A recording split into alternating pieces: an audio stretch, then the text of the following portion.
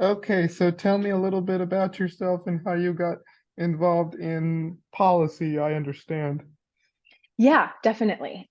So my name is Emily DiMatteo. I use she, her pronouns. And I first got involved and interested with the disability community and then later on with the intersection of disability and policy, because I have a family member who's disabled. And so growing up was always involved in, organizations like Special Olympics and unified sports and later on at my undergrad university was very involved with Special Olympics and also tutoring students with disabilities. And I'm a saxophone player, so I've taught saxophone to legally blind students. So in a lot of aspects of my life have been really involved and interested in the inclusion of disabled people in our communities in various ways, and became very interested in how policy can help with that during my undergrad and also in my master's program, and now have been working at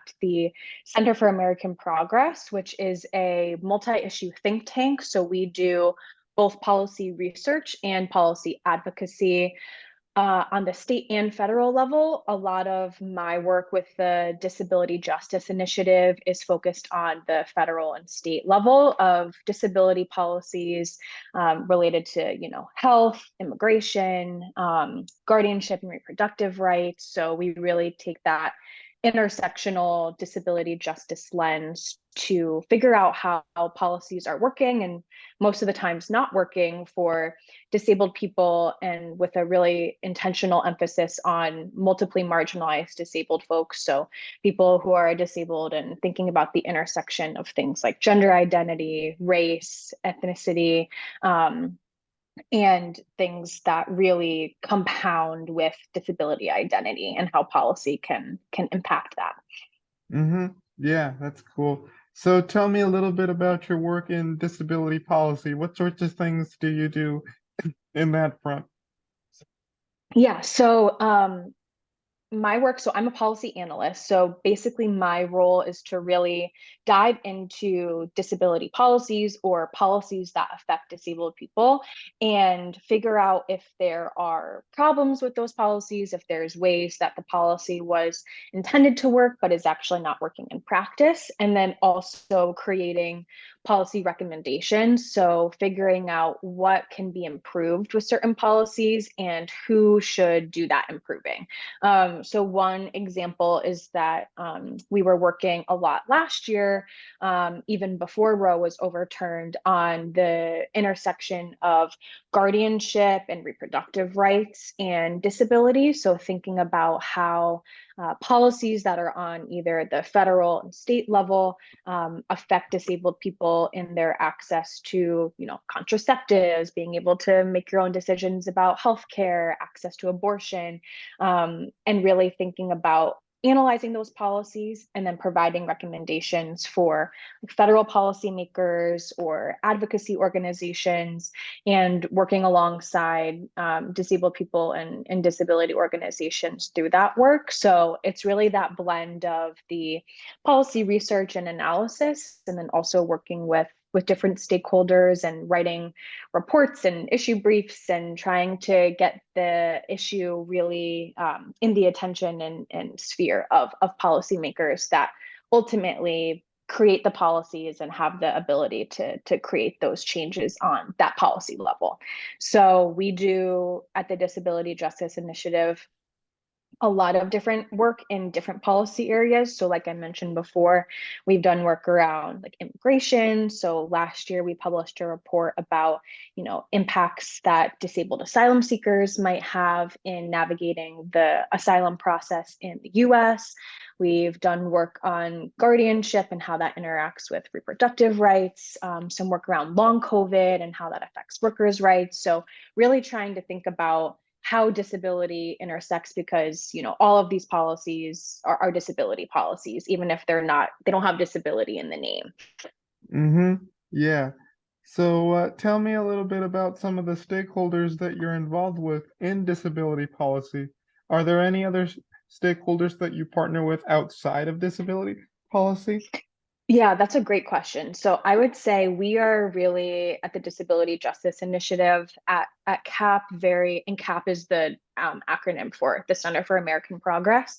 Really try to be intentional about working directly alongside disabled folks and folks who are going to be most impacted by the policies that we're analyzing.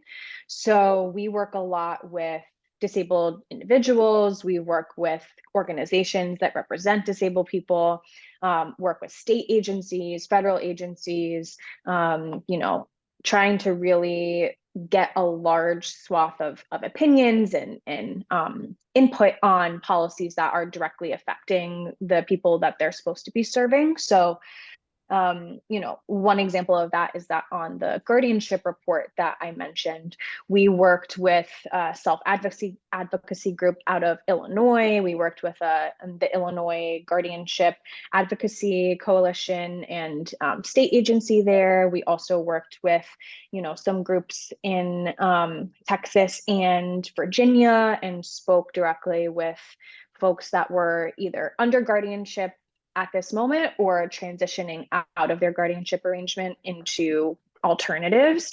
So really just trying to get a bunch of different perspectives. And so states that have done a lot of work on guardianship and are trying to think about alternatives, and then also hearing directly from folks that are impacted. So getting that blend and working also, alongside other research organizations like think tanks like we are, and then issue focused disability organizations. So whether that's a broad disability organization or one that is more specific around a certain type of disability.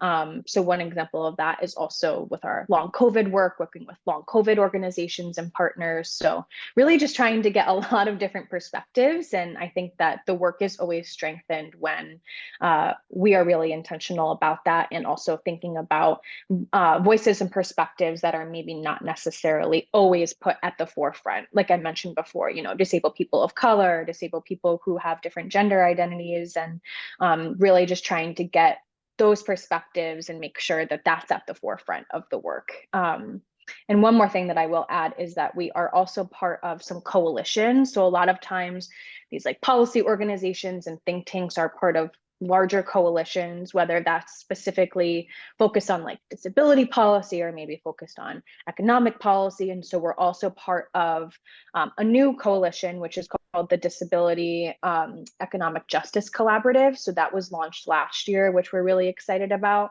And so that's, a little over 40 organizations that are working at this intersection of disability justice and economic justice, and thinking about how we can tackle, a lot of problems that are connected between those two areas. So really excited about that collaborative and coalition work as well.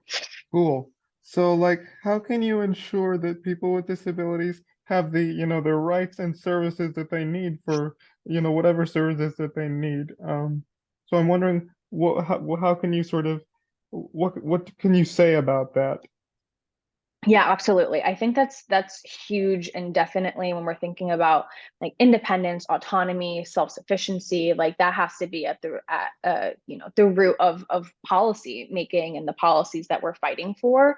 And so I think, when we're thinking about how policy can best serve folks, you have to do that directly alongside disabled people. So if we're thinking about policies that are going to allow disabled folks to choose where they live, access home and community-based services, which we've seen has been so huge during the continuing pandemic here, and that has to be done directly alongside disabled people. And so I think getting that input and making sure that when we're thinking about ways that policy can work for disabled folks to be independent, whether that's, like I said, about choosing where you live, making healthcare decisions, the right to vote and access your, exercise your right to vote and participate fully in our democratic processes, which we've seen, over this past year, really big. So I think really trying to think about what independence and autonomy means in a lot of different contexts, and how can we push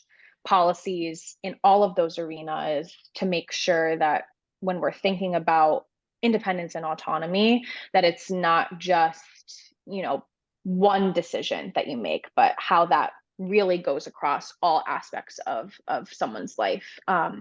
So that I think there is a lot of potential for policy to really work in that way to ensure that disabled people are fully included and empowered to participate in our society in a number of different areas. Mm-hmm. Finally, how can disability policy be a catalyst for change, make a difference in people's lives?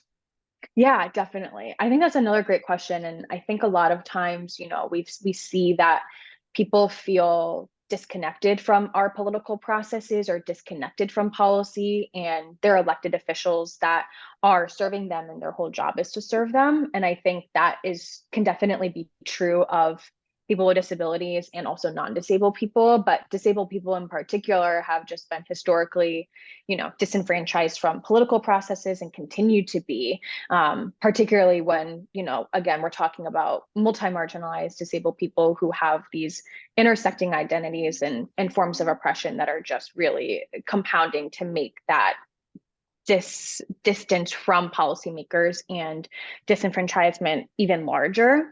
So, I mean, obviously I'm working in disability policy, so I do believe that it can really have an impact on people's lives. But like I said before, I really do think that that impact is the greatest when politicians and elected officials and policymakers are at the same table as disabled people themselves. Like none of these decisions, none of these policy areas should be discussed without consulting directly with disabled folks. And I think that there have been a lot of good advances in that, and obviously, still a lot of work to go.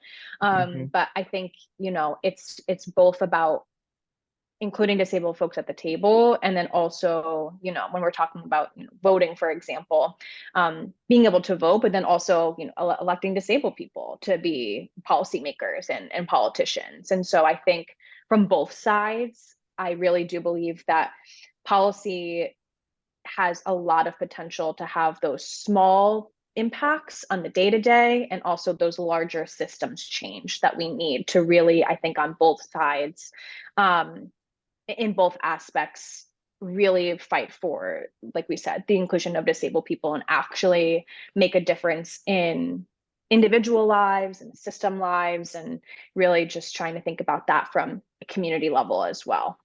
So I definitely believe in it, but I also totally understand the hesitancy and maybe the historical violence that has been enacted, against the disability community by the very groups and people that are creating these policies. So I think there's a lot of work to do, and I'm really happy to be part of that work. Mm-hmm. Yeah. Yeah, yeah, it's important to include people with disabilities and others at the table. Absolutely.